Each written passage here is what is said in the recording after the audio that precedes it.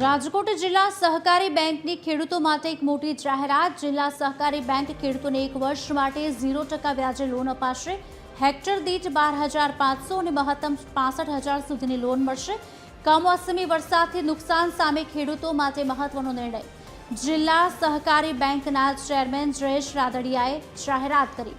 જિલ્લા સહકારી બેંકે ખાસ કૃષિ લોન યોજના જાહેર કરી। રાજકોટ અને મોરબીના 2,25,000 ખેડૂતોને લાભ મળશે।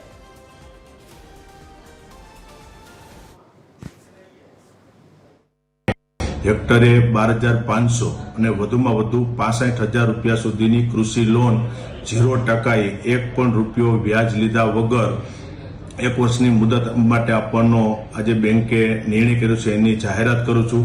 આ લોન યોજના માટે મંડળી મારફત જોડાયેલા ખેડૂતોએ જે તે ગ્રામ્ય વિસ્તારની મંડળીનો સંપર્ક કરવાનો રહેશે।